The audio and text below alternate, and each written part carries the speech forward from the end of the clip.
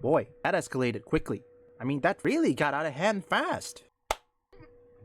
I guess people were right that this year is mostly we got mainly remastered and remakes. But just remember one thing, not every remake or remaster can be successful. Some will fail.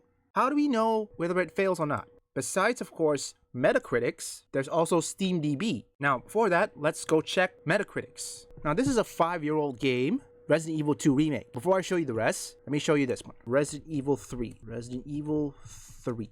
Let's see how many. Okay, didn't fare better. One of the reasons is because they removed the clock tower scene. I don't know what was the reason. Here, let's check another one. Resident Evil 4. This is much more good. Despite there were many censorship, many jokes that were never present in the original. But at least it's good. I mean, they could have just kept the joke and this thing would get 100. But then again, that would be offensive to the woke leftist liberals, sadly. Now, here's another place. Let's check one remake. Resident Evil. Here it is. Right now, about 2,000 people are playing it currently, an all-time peak of 74,000. Let's check Resident Evil 3. Whoa, well that didn't fare any better. Although I think Resident Evil 2 Remake is better than this one. Now one reason is because, like I said before, they cut the clock tower scene. Yes, the action was good. I heard some people liked it, but without the clock tower scenes, it's not the same.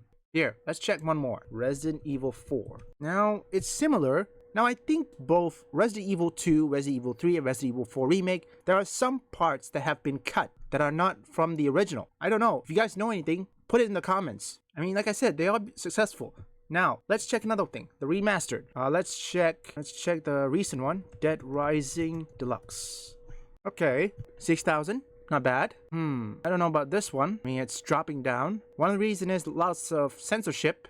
Let's check one more. What's the word? Let's try Lollipop. Well, it's increasing. Yeah, it's not that much. But at least this one is better than Concord. Sometimes, like I said before, not every remake and remaster can be successful. There are some can. The one thing that many people don't want is censorship. That's the first thing. Right now, take a look at Dead Rising Deluxe Remaster. Many people reported of censorship. Cliff Hudson line about commies. Reason is because these wokies, they are the definition of socialism or perhaps even communists. I think that's the reason why he was changed. I don't know about Joe Slade yet, because don't forget there's also the body positivity. They will probably remove that villain or censor it. And another thing, Larry Chang has been changed from Asian or Chinaman into white guy. Because of course, white men in these woke liberals are the enemy, no doubt about it for them.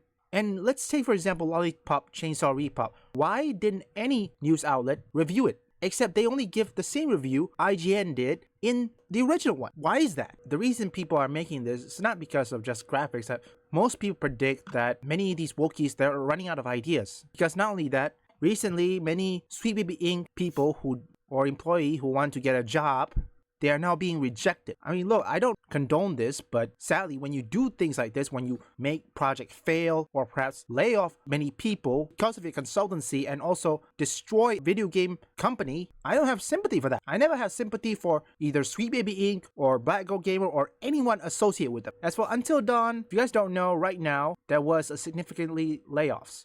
Here, let me show you. A bone deep layoff. 1 month, this is on September 4th, they were hit. The game is not even out yet, which that's a sign it's gonna fail. Who knows? I don't know what's gonna happen. So far, I need to check the review score. Until Dawn Remake isn't far away. It's just like a week left. And after that, it will be Silent Hill 2 Remake. And right now, that game, I would like to give kudos to that because the developer there didn't exactly gaslight anyone. They just tell the gamers, give it a chance. I mean, I can respect them. At least they didn't gaslight people or calling gamers racist, phobes, or whatever this word that these wokies like to throw in. That I respect. So we just have to wait and see what happens in a week left. Leave a like and subscribe. If you want any gaming news, reviews, or anything else, visit my first channel up here or link in the description.